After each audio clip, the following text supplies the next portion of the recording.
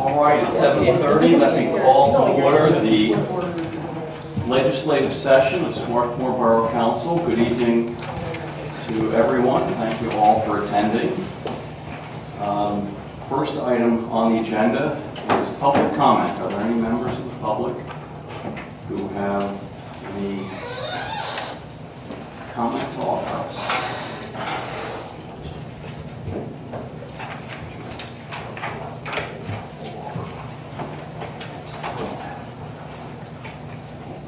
Hearing no comment from members of the public, I'll close public comment. Next on the agenda, consideration of the council minutes of June 13th. Do I have a motion to approve the minutes of our June 13th meeting? Second. All in favor? Aye.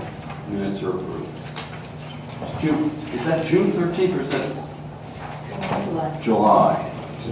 Yes, I'm reading off the agenda, but the minutes are July. So the agenda. Sorry. You give me a script. Sorry about First two Some are so confusing. I try to do it justice. Early or I late. understood Elizabeth's motion to apply to the correct minutes. and seconded it as such. As did we all. And it being August, let me just make a brief comment about our agendas for the rest of the year. As you know, and as you've seen from the attachment, it's now about to be budget season. So September, October, and November, we have some busy activity, first with formulating an initial budget, then with committee meetings to consider the different components of the budget. And it's an important function of council, and it's something I know of interest to all members of the public, and we look forward to working hard on this year's budget. Is there any reason we shouldn't move up the college presentation on Whittier Building to our next agenda item, since I see there are a number of people present here? Elizabeth, do you want to just frame the issue so we all understand procedurally where things are, and then I'll call on the college representatives to make a presentation. Okay. So the college has applied for the preliminary land development application and has presented it to the Planning Commission in the July meeting. It has been reviewed by the borough engineer, and the comments were distributed to us. Also been reviewed by Delaware County Planning Department, and there was also a discussion last week in Planning and Zoning Committee about it. It's a project that has some very nice aspects in terms of the sustainability angle of it, and it also, besides the building itself, it encompasses a fair amount of land area that will collect stormwater from a much wider area than just where the building is, and help prevent some erosion that's been going on as water goes down the slope into Crum Creek in that area. So that's the... And so procedurally, this is preliminary land development approval, and then there's a subsequent step, which would be the final approval. So also procedurally, that means that if there's anything that we see in the drawings and in the plans for it that we want to have incorporated in the project at this point, we have to put those things in our approval process now. We can't think of them at the next step when they apply for the final land development. All right, and so with that, let me call on Don Petrosa, who I think has some college representatives to present the project to us. It's an interesting project. For those of you who haven't seen the plans, I think you'll have an opportunity to look at them. Thank you very much, Mr. President. My name is Don Petrosa, and I'm an attorney representing the applicant with respect to this particular project. And as Elizabeth has explained, we're here seeking preliminary plan approval. With me this evening are Stu Hayne, who's Vice President for Facilities and Capital Projects for the college, Susan Smythe, the ADA Program Manager, Project Manager for the college, Jamie Wiper, who is an architect with the firm of Jacobs Wiper, who are project architects, and Gus Hootman of G.D. Hootman. Gus is the civil engineer on the project. I do have a personnel list I'll hand up at the end just so you have the names and telephone numbers and so forth. Well, as Elizabeth indicated, we appeared before the Borough Planning Commission on July 15th. We've also previously appeared before the Borough Planning Commission on April 15th on a sketch plan before we came in with the preliminary plan. And at the July meeting, the Planning Commission voted unanimously to recommend approval of the land development plan to Borough Council subject to certain conditions. And one of the part of their recommendation was for one waiver that we've requested. We're not requesting any zoning relief, but we did request one waiver under the subdivision and land development ordinance, and that's section 1293.03C2, which has to do with steep slope disturbance. There's a small area of man-made steep slopes. It's about 2,050 square feet. It's obviously man-made, and it's a little thin band of it. And we are seeking a waiver to be able to disturb that. The borough engineer didn't have a problem with it, and the planning commission recommended that that waiver be granted. They also had a few other conditions, as I recall. I didn't see anything in writing, but the fire marshal review of the plan. And there was one issue in the Pinoni review letter, which it has to do with the issue of possible extensions of some sidewalks. And we've looked at the Pinoni review letter, and we think we can, those comments are fine and they can all be resolved. The only comment that I would call out at all is the comment number 1, which has to do with the extension of sidewalks. And I think it might be a good idea to defer that issue until the final plan stage to give us an opportunity to study it a little more, and we'll present something in our final plans that shows where we would propose to put sidewalks, and then the borough will have an opportunity to review that, and it will come back to you reserving that issue for the final plan stage. We think that that might make some sense. And what I'd like to do this evening, just to give you a little introduction to the project, is to have Susan Smythe describe for you the proposed use of this academic building. It's about a 19,000 square foot academic building located behind the Lang Center on Whittier Place. And Susan can tell you how the college intends to use the building. And then I thought we'd have Jamie Wiper, he has some elevations. He can tell you a little bit about the building that's proposed. It's an interesting sort of building. They designed to save an oak tree, sort of. It's almost 2 buildings connected by a walkway. And then Gus is here, and he's certainly capable. He has the plans. If you would like to see the site plan, he could review that or answer any engineering questions if you feel it's not really necessary at this stage. The planning commission has worked over pretty well, so as did the borough engineer. We're happy to do it either way. But with that, with your permission, I'd like to call on Susan Smythe to tell you a little bit about how the college proposes to use this building. Very good. Susan, always a pleasure to see you here. Guess on this side of the table. Thank you. So the origin of this project came out of our discussions about the proposed Science Center 2 project, which hopefully we'll be hearing about more in the future. But really it started out as the idea for so-called swing space for 2 departments that would be displaced during the construction of that building. We subsequently realized that we actually just really need more academic space for a number of departments. And currently we are looking, so currently the building has sort of 2 lines that we're planning. The first would be to house the psychology department in a scaled down form and a portion of the engineering department during the construction of the Science Center building, and then subsequently to house, again, a portion of the art department art and art history are a combined department on our campus, and the studio art area particularly is very short of space, and particularly at the kind of space that they realize they need. We've done several sort of benchmarking efforts, studies with other colleges, as well as a visiting committee that came and said, confirmed that. So we'd be looking at the building eventually to house the art department following the construction of the science center.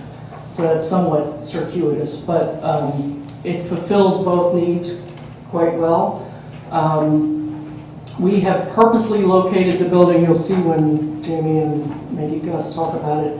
It is off of Whittier Place, it is behind the existing buildings, and that was done intentionally to maintain the residential character of that street as an entrance to the campus. That was a desire that was very strongly maintained in the campus master planning effort that we completed a couple of years ago. Originally, we had thought about bringing it sort of out onto Whittier Place, and I know there were a number of questions in the planning commission of sort of, why is it so recessive, and how are people going to get there? But that's sort of done purposely. So it will have a direct connection with the parking lot. Part of that is a desire on the part of psychology to have street access, or parking access, because they have visiting test subjects who are actually small children who they want to get right into the building. But subsequently, we feel that that will also be useful in its later incarnation. But it is purposely kind of recessive. We also feel that it will give a nice occasion to have a courtyard between the current Lang Center and the new building, which we hope will become a sculpture garden in its future life. We're also making good use of the existing driveway. There are existing garages. There's a complex of 6 garages on the site right now, and they are served by a driveway. We hope to continue using that driveway both as service access to the building, but also as an outdoor work area for both engineering and art who want that kind of space. There'll be large, kind of garage doors, double height doors to open out onto that space to allow for various kinds of outdoor activities. In relation to the neighborhood, I think it should be kind of a non-entity. And I mean that in a good way. I mean, it shouldn't intrude on the neighboring residences. And there's that portion of Elm Avenue is quite heavily screened as it is right now. So I think you'll see the building through the trees, but not as a major feature. So I'm happy to answer any questions. Questions, comments, anyone? So this is on what in older times was referred to the rugby field? Not really. The rugby field is really a parking lot right now. Okay. And so it's really, if you know... Between the rugby field and... Sorry? houses? Yeah. Yeah, okay. Yeah.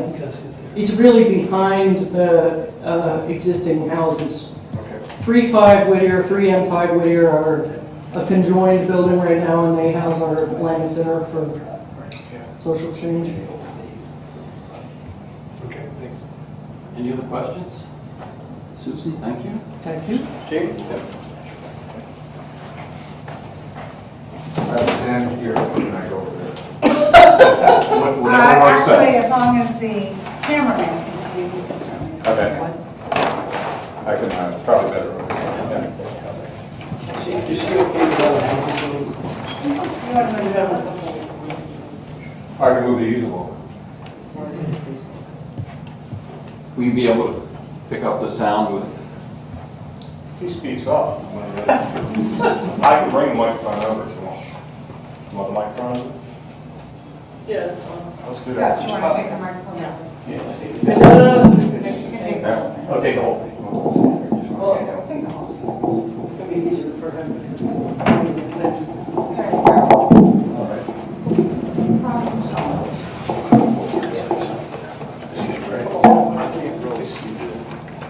No, you won't be able to Won't be because able to see it. No, because they won't be able to see it if you see it. Your back is to, that's why we had to turn this way. That's okay. Do your thing. Can't do it physically. So, yeah, Susan gave you a good introduction. Here, again, my name is Jamie Wiper with Jacob Wiper Architects. Okay. So just to briefly walk you through the site plan here, this is our new building here. And most architecture is a result of internal and external forces on it, and it evolves from these forces. This is a very strange little building. That's probably the last on the evolutionary tree of architecture. It really is, one of the main factors in this development was the fact that we, in the interim phase, or the temporary phase, we have the civil engineering shops here, and we have the psychology department, which does a lot of testing, and the testing is very vibration and noise sensitive. So we had to really separate the two, the engineering shops from the psychology labs. But there was another factor, and that's this, there's a 36-inch diameter oak tree right here, which the college and we wanted to save. And so connecting these, we're making space for that. And we're connecting these two wings here really with a bridge. So the existing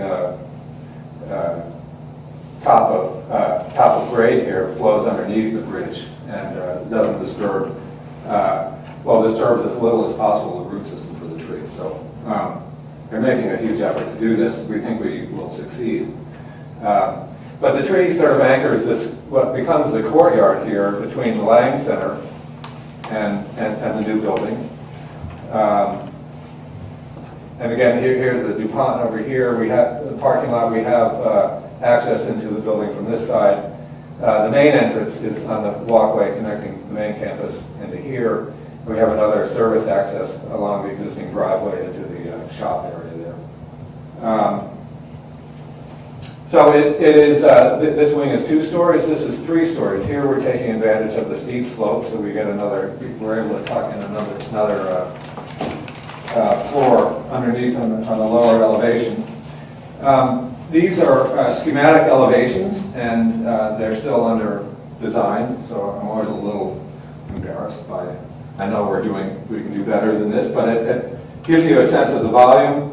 This is the courtyard here, 2 stories, but down a story on the back side. Entrance into here, the Lang Center is right here. This is our oak tree right there.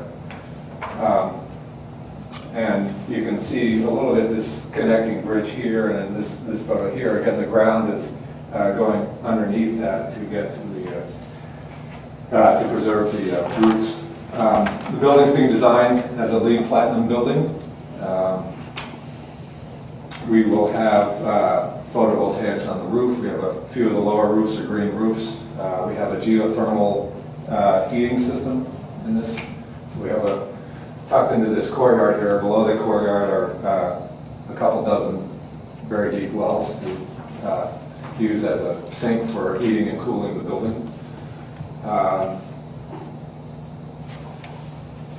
So, any questions? Questions, anyone? Comments? Materials? Well, this is probably going to be a concrete panel, thin concrete panel. The whole thing, the white is too? The white is too, yeah. What was pointed to it was the exterior of the building. To those who might be listening to our television. Maybe we could swing the easel so that. I can do that? Yes. Yeah. Sorry.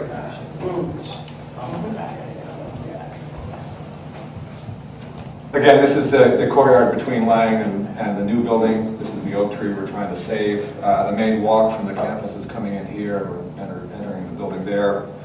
2 stories on this side, but on the back side, because of the slope here, we're able to get another story underneath that. So the bridge here with the ground flowing underneath it, and then this is the back side. So we have the psychology wing and the civil engineering shops on the left. All right, any questions? And just to orient us, is it correct that one of the existing buildings on Whittier is closer to Elm than this building is? Yes, yeah. It's the closest to the corner. I can- Yeah, there's a house that looks like a house, it's a residence hall on the corner. And then this will be the next building, but it's behind the facade of it. Well, it's behind entirely the first building. So it's maybe hard to see, but this is the Lang Center, this is Kyle House, a residence, small residence, the West House over here. Yeah, So- So West House and Kyle House are closer to Elm than... They are, yes.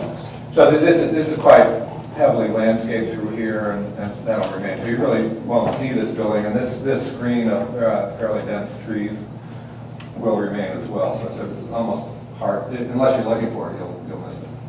Was the Lang Center at one point in time two faculty houses Yes. connected by a connection? That's actually a bridge too above grade. All right, any other questions? Is that the indication of the seepage bed at the top part? Yeah, there? yeah. Which is quite large for the size and scale of the project you're talking about? Yeah, so the seepage, if we weren't being more ambitious about stormwater, we would have a seepage bed about that large. Right. And then now we're taking this entire micro watershed. all Including the around. parking lot? Parts of the parking lot, yeah. Thank you. The watershed, correct me if I'm wrong, starts basically at the curve of Elm. So that's being taken from Elm all the way over. It does, and we're taking what is Whittier, what's along Whittier Place here, and bringing it all down there, and what we can out of the parking lot, so we don't have to regrade, in other words. Just to give you just a Yes, just- overview of that. If you're concerned about the stormwater management, my name is Gus Whitman, Vice President Engineer with GDS and Sunning. We're the site engineers for the project. Stormwater management is being handled by a large infiltration bed. Infiltration bed measures 175 feet by 110 feet. It's about 2.5 feet deep. And it was the intent of the college to not only provide stormwater management for the increase in impervious coverage associated with this development, which is only about 11,000 square feet, because as Mr. Petrosha had correctly indicated, we're taking down the existing garage and and a shed that's there. So we're taking down a significant portion of the impervious coverage, putting some additional back, but the net increase is only about 11,000 square feet. But it was the college's intention to solve a stormwater hotspot on their campus, which is just west of the DuPont parking area. And the DuPont parking area is located right here. It's the westerlymost parking area shown on the plans. Currently, all this water from we'll call it the south side of Elm and the west side of Whittier all drains down to the DuPont parking area. And then west of the DuPont parking area is a very steeply sloped portion, undeveloped and wooded, but it's very steeply sloping towards the Drum Creek. And right now, there's a slight erosion problem in this area. So in order to address this, the college instructed us to size a stormwater management facility that would handle the entire drainage area that would be draining to this seepage bed, which is approximately 3 acres. And that would include not only the impervious coverage of the proposed building, it would also handle the proposed or the existing impervious coverage associated with the Lang Center, and also the Kyle House and a portion and the back portion of the West House. So you have this large drainage area, which I'm circling with my hand here, is being managed by this seepage bed. So it should greatly reduce the erosion potential for this surface water runoff draining west past the DuPont parking lot. I understand it's been contemplated there will be a substantial new science building where the Bartle building is now. In what direction would the stormwater from that building be carried? That's actually a different watershed. So, It's probably, some of it probably does come in this direction, but much of it would go in the other direction. Right, so, and what I'm we, hearing is that what's being done and proposed for stormwater management including the very large area you described, is not presently intended to deal at all with No, any no, no, stormwater that's a issue whole other- with another building. That would have to be managed. There'll be stormwater management associated with that proposed building.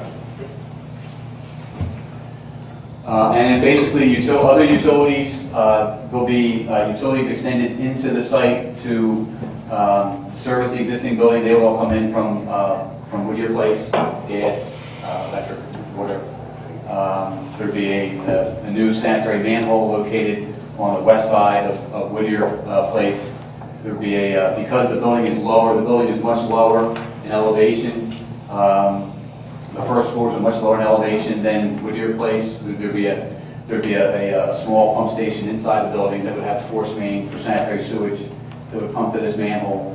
And then we either utilize an existing lateral or have to install a new lateral depending on the size of that existing lateral. And that's being investigated currently by master locators. They're out there investigating the size and the condition of that existing lateral for the sanitary sewage connection. All right, very, very good. Other questions? All right. Thank you very much. That's pretty much what we wanted to present. All right, so now would it be appropriate to vote on a formal vote on preliminary approval of the Whittier State Building and Development Plan? I just wanted to make two comments. One was that the EAC also reviewed, as we traditionally do. Their comments mostly had to do with stormwater management. Joe Mastrinato, our engineer, got back in touch with them, and I think that they were, that was satisfied. I don't think they had any additional comments. The fire marshal has had the plan for about a week, and he's asked if we could just make sure that the fire marshal review was included in final, which I think is already one of the recommendations. So that was two outside recommendations. Does council have the resolution in there? Yes, they said, everybody got it. So the resolution has a few conditions in there which are compliant with the engineer's comments, one of which is the sidewalk issue. So by putting that condition in, you're reserving the right to deal with that in the final plan. And you all have the July 14 letter from the zoning, which lists, that's the one which has the sidewalk comment happens to be number one. When you have a preliminary and final application, you can't put any additional conditions on the final. So any conditions you want to have, you can put them on there. And you can always compare them back or deal with them differently in final. But just understand that this is your bite of the apple. There's not, when final comes, you can't put on new, whole cloth condition apart from what's in there. So rather than get into a detailed discussion of the sidewalks now, we can impose it as a condition, and then if the college has some other approach that they want to present, we can remove or modify that condition if we choose at the final step. I have one comment about that. Just checking. In Canoni's letter,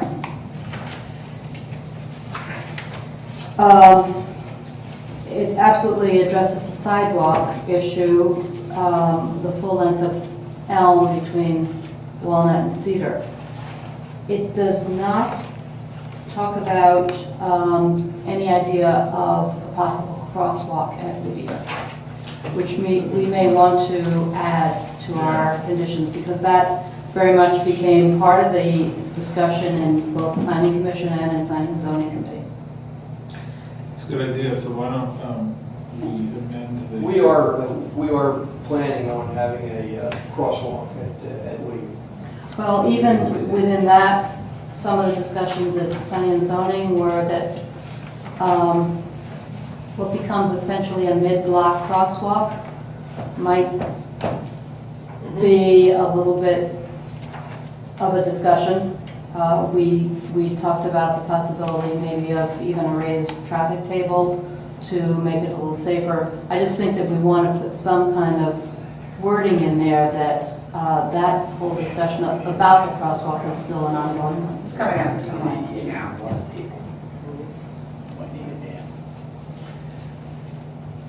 Could you just add the language and any relevant crosswalks or something like I think he's looking at it. that.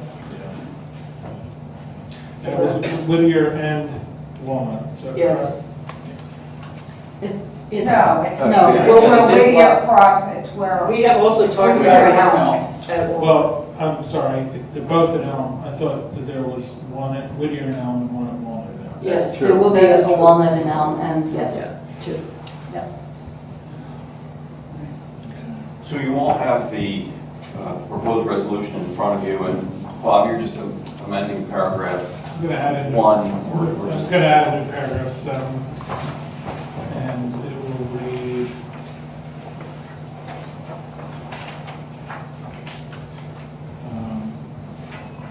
Developer shall construct crosswalks at Whittier and Elm Avenues and Walnut and Elm Avenues, such crosswalks to be satisfactory to the borough engineer.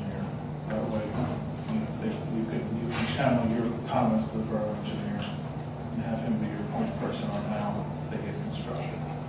Okay, with that change, do I have a motion to adopt the resolution that's been circulated? So moved. And a second? All right. The motion is to approve the resolution granting preliminary land development plan approval. Any further discussion, debate, any comments at all? Hearing none. All in favor of the resolution granting preliminary land development approval for the Whittier Space Project, please say aye. Aye. Approval is granted preliminary land development. May I ask, but we haven't seen the resolution yet. Could we see a copy? And secondly, does it include the granting the waiver? Yeah. For the Yeah, I'm sorry, I should have shared it, and I apologize. Okay. I normally do let the developers council see it If first. you've seen Animal House, you know the kind of it's a double secret.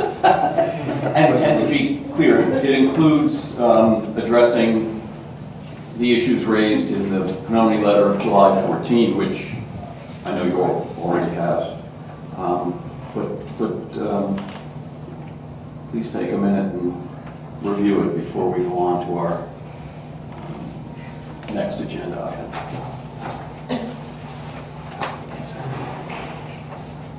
And I guess we will go back next to the environment. Lauren's not here. Jane, is there anything? I think the only EAC subject of discussion was the, what we just mentioned, the review of the plan, so. I'm going to say, Mr. Hoopman, there's some of us here are old enough to remember your father fondly as the founder of your firm. Oh, appreciate it.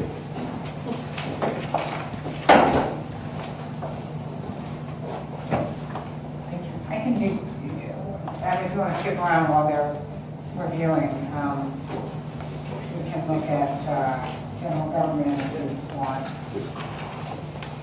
All right. Rearrange the furniture? Since Dave Murphy is not here, Jane, you have a... I just wanted to be clear, there was, we mentioned at the last meeting that there have been 2 public meetings, we received some comments. Those comments have been incorporated into the traffic plans that have been submitted to PennDOT. We posted the plans on the website, they're right on the front page, and there's the 3 new sidewalks. And then at the end, there's a 4th page that I guess I just wanted to be sure that people understood.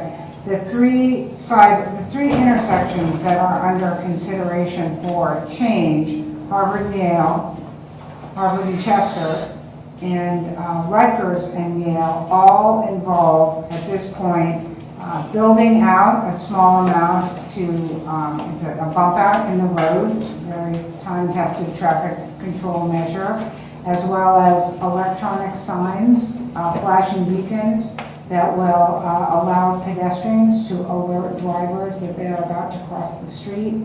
And they will probably also have a verbal warning to the pedestrian, traffic may not stop. Don't just walk out there and get yourself mowed over.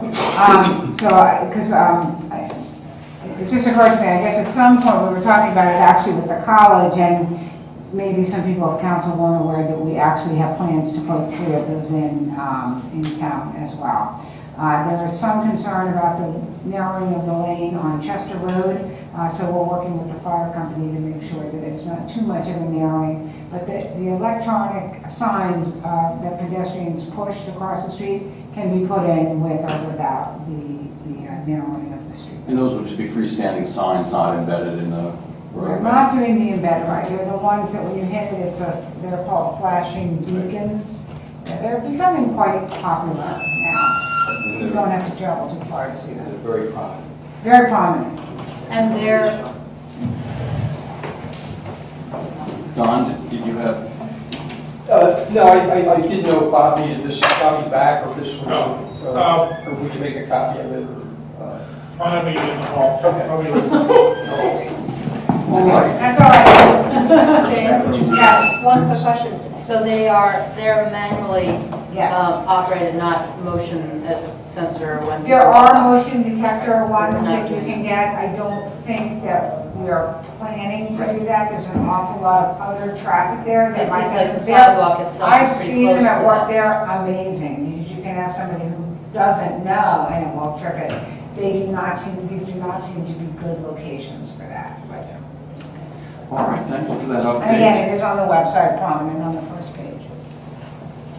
Thanks for that update. Next on our agenda, finance. Michael? Yes, let's start with the financial report for July. Just a couple of quick comments. It pertains more to the expenditures than the revenues, but theoretically it's impacting both. But obviously revenues, we collect most of them earlier in the year. But because of the cycle, this year had 31 weeks in it versus 30 last year, so the expenditures look a bit higher than they normally would, and if you adjust it for roughly 3%, which is 30 over 31, it's fairly similar to last year, so I think basically things are in line. It's not going to obviously impact the revenues as much, so even though it appears like we're spending more than we are, obviously things like payroll, police department, and employee benefits are going to capture an extra week, and that's contributing by a couple percent. So I think otherwise, things look as expected. The cash balance as of July 31st, $1,934,297. Any questions on the financial report for July? No? Okay. I'll move on next to the wire transfers and the invoices.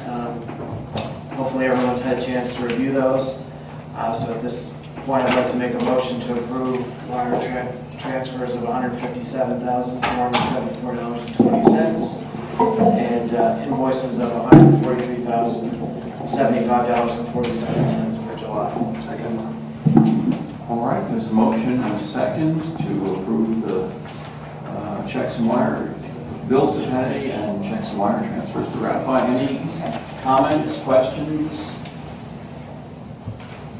Hearing none, all in favor, please say aye. Aye. They're approved. We will not have a finance committee meeting this month, but obviously, as Jane will talk about the budgeting, you've already mentioned it, Ralph, there will be one in September, it's regular scheduled time, I'll get that in September. Very good. That's it. All right, general government we've covered, planning and zoning we've covered in part. Elizabeth, more from planning and zoning. Yes. I'll just pull this calendar up for a moment.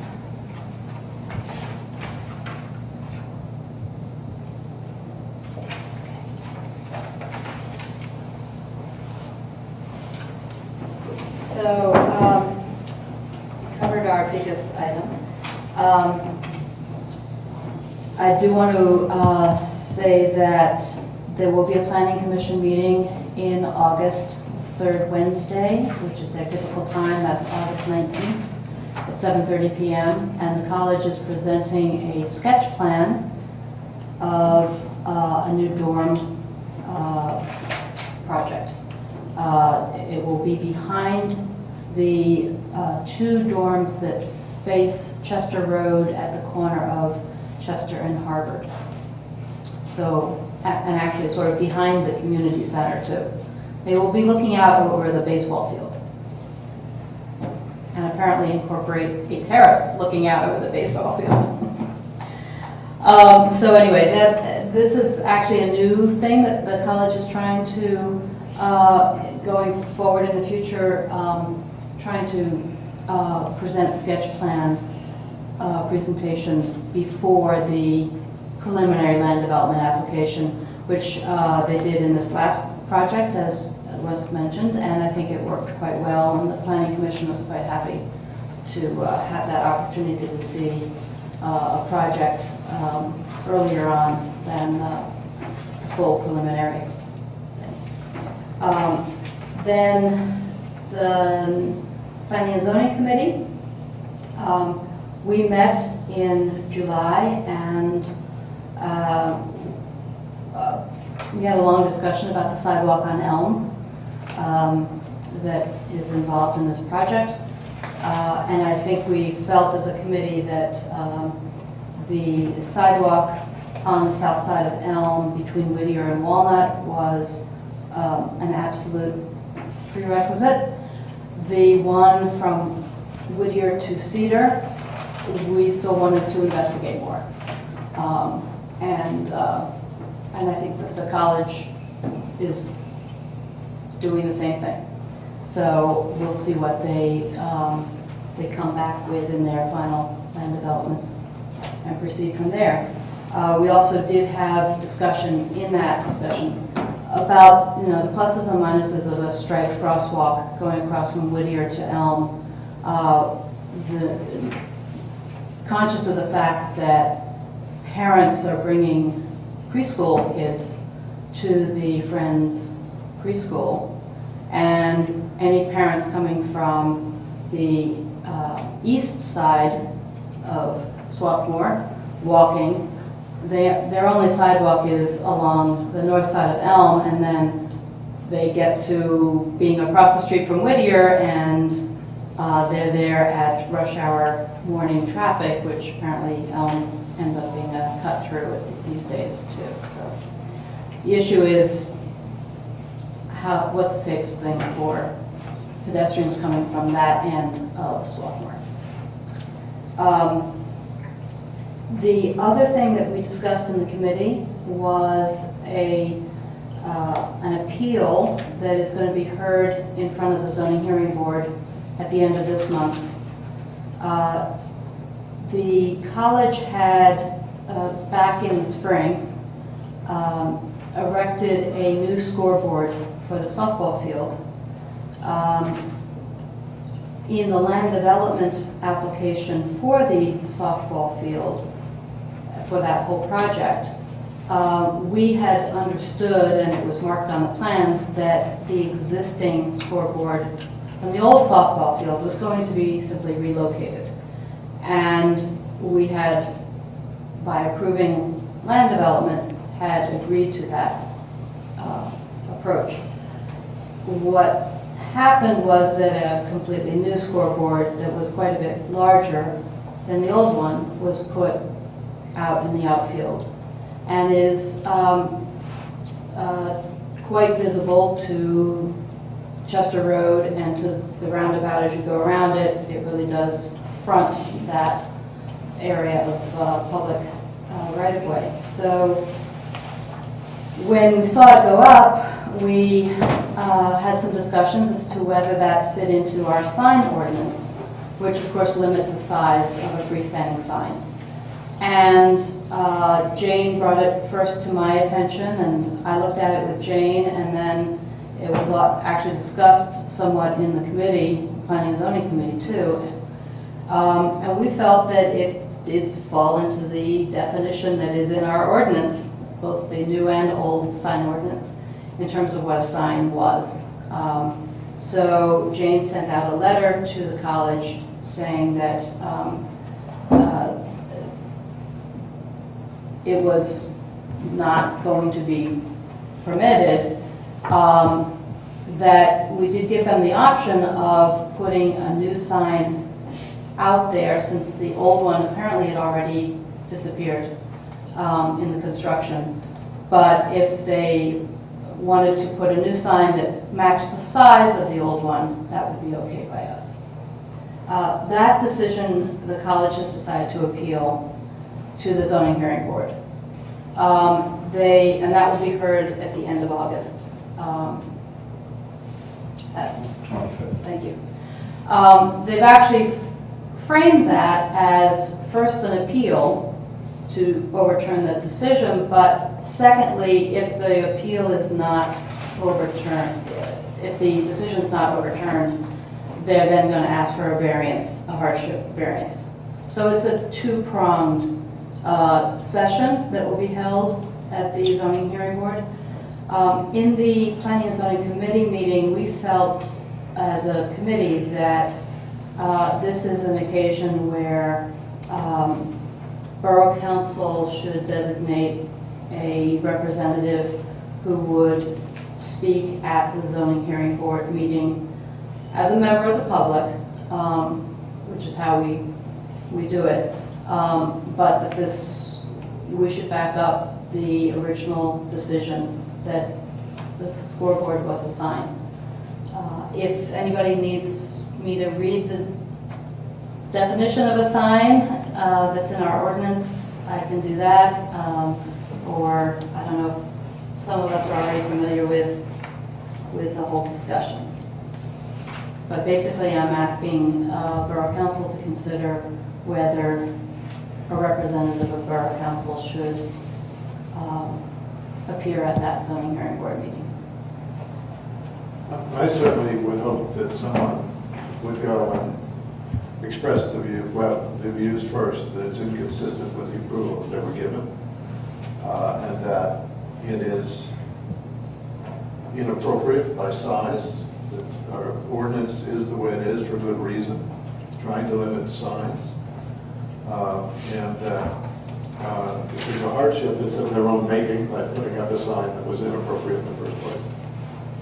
So I would certainly hope that council would authorize someone to go to express, and I would go further, which is sort of beside the point. They've already got an fence that is not a fence surrounding the ball field, which is an obstruction, and now they have a scoreboard that's a sign that they don't want to be a sign.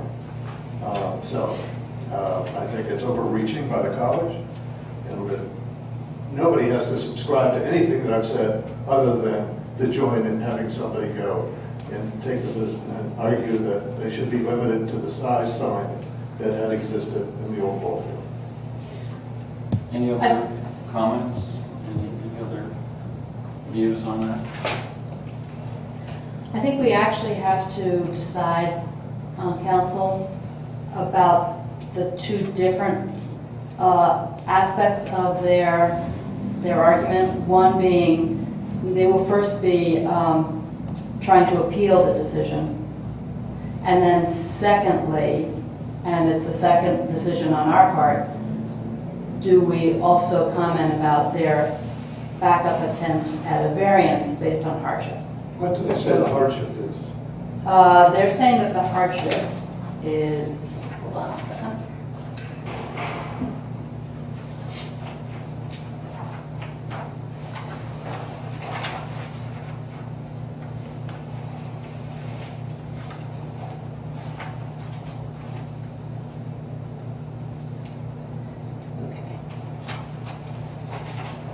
I'll read you what they're saying. It's respectfully submitted that the new softball field scoreboard is not a sign, as that term is defined in the zoning code. That's the sign part, sorry. Let me get to the hardship.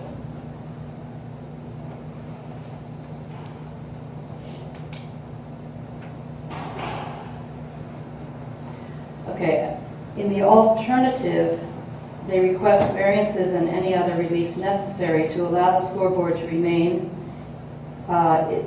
if it is determined that this, you know what, they don't say what their hardship is going to be in this, I don't think. Jane, have you seen it? No. They're not really saying what their hardship is. There was not much written in the application. Right. They'll be given an opportunity before the board. Yeah, they're just saying, if it's not appealed, we're asking for it to be given a variance. Can I ask a question? I mean, I'm sure in the hearing, they will probably come up with something more. When they built the stadium, the soccer, and whatever you want to call it, obviously that scoreboard is much larger than this particular scoreboard. How does that incorporate into their argument in our line of? You mean why they didn't reuse Did we not say that that was a sign when they? But that long predated our presence. We basically grandfathered that. Okay, even though, because it was a football stadium into a soccer stadium, because that scoreboard is relatively new, yeah. I think Jane has the answer. It's not visible from the street. Oh, that's the whole issue, If okay. internal signs in the college are not regulated. Oh, okay, so that's okay. Thank you. All right, so, Elizabeth, do you want So- to ask for formal? Yeah, I guess approval? what I am asking for is, Sounds like what you're Do- looking do for we- is authorization to support the original decision. decision of the zoning Right. officer, and at your discretion, make other comments on hardship as they come up. Is that? Because we don't know what those comments will be, really. All right, second. Okay. If that's a motion, I second. All in favor? Aye. Any opposed? I have to abstain, per usual. All right, And the motion is then the passed. last piece of that, I am slightly unsure as to whether I will be here the evening that zoning hearing board takes place. I will try my best. There might be a reason that I have to be out of town. So I may have to come up with another member of council to do it for me. Elizabeth, you're irreplaceable when it comes to these things. You- But I will try my best to be there that Tuesday morning. You have Maybe I permission to will leave be town. So, okay. I'll let you know if that. Anything else for planning and zoning? No. Okay, next, public safety. David. We will have our monthly meeting Tuesday, the 18th at 7:30. And the primary agenda item will be the proposed 2016 police department budget. I was hoping we'd be able to talk a little bit anyway, or at least preliminarily, about the Swarthmore Fire Protective Association budget request, but we don't have one yet. And as you know, we're going to try to make this year's process different from all previous years. So I think we're going to have to have that discussion at the September meeting. And that's all I have. All right, thank you. David, Public Works, Parks and Recreation. The borough manager has distributed to us before this meeting proposed specifications bid specifications for collection and disposal of residential refuse and bulk trash, and collection and disposal of residential recyclable materials for 3 years, 3 future years after beginning in 2016, and an option for a 4th, and has requested that we authorize soliciting bids based upon those specifications. And I move that we do advertise soliciting specification bids for the collection of refuse, residential refuse and bulk trash, and residential recyclable materials. Is there a second? Second. All right, you've seen the attachment. Any questions or comments? I have one completely unrelated, well, maybe it's not completely unrelated, question. Maybe Jane can answer it.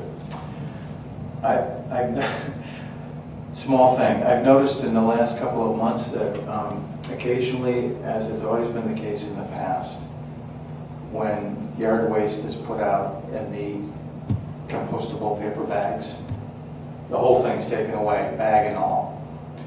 But a couple of times in the last couple of months, I've been surprised to see the bags left behind in a very neat fashion, I might add, kind of, sort of folded up one inside the other.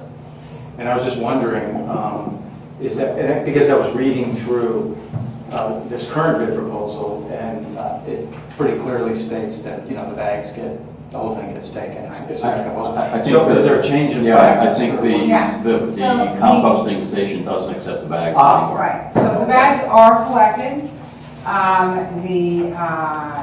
The brown bags are collected not with the I see. yard waste itself. That's emptied into the compacting truck. And then sometimes they go back and get them, sometimes they put them in the truck at the same time. It does seem to be very disconcerting to people that they're left on the curb for some period of time. I think we need to do a better job of communicating Well, they can be recycled. outcome with- of the bags. They can. With paper They've even left them and then thrown them in the recycling truck the next day, but it makes people uncomfortable. So So- we'll work on that. Do we, kind of a silly question, but do we need to change this at all? No, because No. I don't want, No. there are many people who want to continue using those bags. Okay. So All the right. hardship is really on the collector. I If see. they want to go to a place that's not taking the bags, then I think we should let them do that. That probably gets us the best price because it's getting them the best deal. But we need to make sure that the bags are appropriately disposed of. Got it. Thank you. Any other questions? I had raised briefly before the meeting with Jane the question of historically we've had rear yard trash collection but curbside recycling collection, and I think the reason for that difference is a historic artifact, and I don't know whether anyone's interested in at least soliciting bids both ways for recycling, or if it's not a problem, maybe we don't need to deal with it. I think the other issue with recycling was that many people, more people keep those inside their homes and bring them out. And that it was maybe benefit to have them at the curb so that everybody was sort of reminded to put them out. That more things might get forgotten because a lot of people keep recycling inside. But I don't know that there was ever, the first time that we did it, the prices were astronomical for rear yard recycling. So it was dumped and we just never put it back in there. But I have no problem if people want to get quotes on it. I would leave it the way it is. You know, people already pay a lot for rear yard collection of their trash. And not everybody has recycling every time. And so I would leave it up to the homeowner to put their recycling bin in their house or outside or wherever and get it to the curb and not increase the price that everybody pays if we have rear yard recycling coverage. Fair enough. Any other comments? The motion is to approve the trash and recycling specifications that you've all received. All in favor, please say aye. Aye. All right, it's been approved. I have no other report, and our committee will not meet in August. All right, thanks. Jane, I might ask Jane if she could give us an update on when Glasgow might repave the streets that are to be repaved, that I'm understanding that they're being held up because Aqua has to do work before Glasgow can do its work.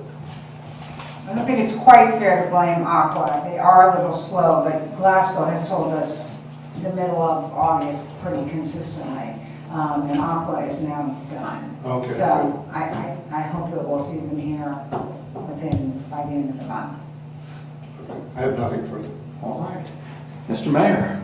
Thank you, Ralph. We were notified by FEMA that our floodplain management ordinance, which we amended, is now compliant with the National Flood Insurance Program. So that's Good good news. We had a very interesting week in the borough. On Saturday, we had Governor Wolf came to visit. It was for political reasons, but which actually worked out fine, I think, at least for our citizen Leanne, who won a House seat, which, in my opinion, was good. But that's. But on that weekend, we did have the governor came. He came 25 minutes early and stayed an hour after his allotted time. He spent probably 40 minutes in the farmers market talking to whoever wanted to talk to him and visiting with vendors, which was really quite nice. And then he spent another 25 minutes in the co-op because he was very interested in where the co-op got their foodstuffs. He's from York, so there's a lot of he has that connection with the Lancaster area and that kind of thing. So it really was quite nice.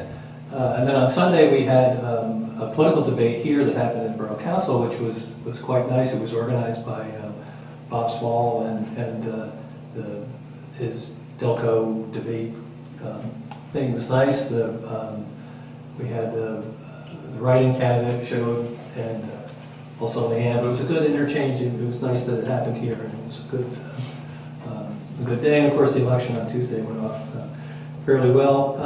On Friday, we had First Friday here in town, which was great. You see the art exhibit that's in the hallway at their opening. There were a lot of people in town for August. I was really kind of surprised. The co-op had an event with homemade beer and chili, and like Vicky's restaurant had serving dinner, which is a very rare thing that they do, and Hobbs, and et cetera, et cetera. So that's a report from our little town here. Excellent. Excellent. Jane, anything else from the borough manager? Just on that memorandum that you got on the budget, no different from last year. I think you're all veterans now. The letters have gone out to the 5 community groups that receive funding from the borough. So remember, you do have to have your September meetings because they will be there. And then at the meeting of the Finance Committee, we will review sort of a very base budget of where we are for the year. I do plan, David Murphy is not meeting, general government is not meeting, but there are some personnel questions that usually come through his committee. So he and I are going to chat, and we'll talk about those in finance as well. Those aren't, again, the extraordinary. He has actually 3 of the community groups, but these are some personnel questions, employee raises that are not contract employees, and a couple of positions that we might move around a little bit. So that will come out of general government. And then the rest of it is fairly self-explanatory as we work through a more detailed preliminary budget. We get budget, extraordinary budget requests from the police department, fire department, public works, and so on. So any questions on that, you can let me know. Again, it's not any different than it was before. One budget, if you remember in the budget, we do always approve a capital budget, and last year I think you got the long-range plan of the borough. One of those that's been in and out is our leaf turner, which is a fabulous piece of equipment. If you've never seen it, you should take a tour of the site. It's a machine that straddles the windrow of all the leaves and turns them over and makes mulch. We applied for a grant with Nether Providence Township. We were successful. The next year, Nether was successful. And we are going to go ahead and purchase that piece of equipment. I don't know if I really need approval. It's been, and the grant was approved and so on. So we'll actually apply for reimbursement. So hopefully we'll have the money in hand before we have to actually pay the vendor for the machine. So there's going to be some purchase contract. We're purchasing it through CoStarz, through the government. It will be, we don't need to go out to our own bid. It's purchased through the government purchasing program. Is there anything in particular? If there's any paperwork that needs a signature, purchase order or something like that, or so would you surprise me there'd be nothing that doesn't need to be signed? There's a purchase order, normally they're done internally. And the machine is actually less money than we anticipated it would be because we got a very nice trade-in on the machine. So there's nothing different than what council has seen before. I can send a memo out with what everybody's costs are if people want to see that. Happy to let Rob sign the purchase order. If that's Yeah, what you prefer. council president's on That's it. good. That's, otherwise it doesn't sound good. Our share will be about $17,000 for a piece of machinery that's a little over $400,000. So, This situation was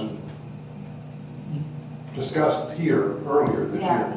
Or even last year, because we applied for the grant 2 years ago. Right. Several bites. Yeah. I have to say too that, saying this praises often, but to get $85,000 back on a piece of machinery that's 20 years old is pretty remarkable. And I think is a credit to both us and Nether Providence Township for keeping a machine that can be resold. So So it's dropping the price of, what did I just say, it's $410,000 for the machines, dropping it down to about $330,000, which is great. So that was pleasant after the inspection. That's terrific. So I'll just send out a little email, just a reminder of what we've all got in advance, have it all send the purchase order, and again, it's what was done previously. That's all I have. Bob, anything from the solicitor? I will have something for executive session, I don't know anything. Any other business? Just a reminder that our next meeting in September will be on a Tuesday, if I'm not mistaken. It'll be the day after Labor Day. I look forward to seeing all of you then. Enjoy the rest of your summers. Can I have a motion to recess and reconvene into executive session to consider It's a litigation matter, and I was recently reminded, when you go in for a litigation matter, you're supposed to state the matter just briefly. And this is regarding the South Springfield Square Shopping Center and the Riverview Avenue properties that back up to it. Very good. Do I have a motion to? So moved. All right. We'll reconvene in 2 minutes.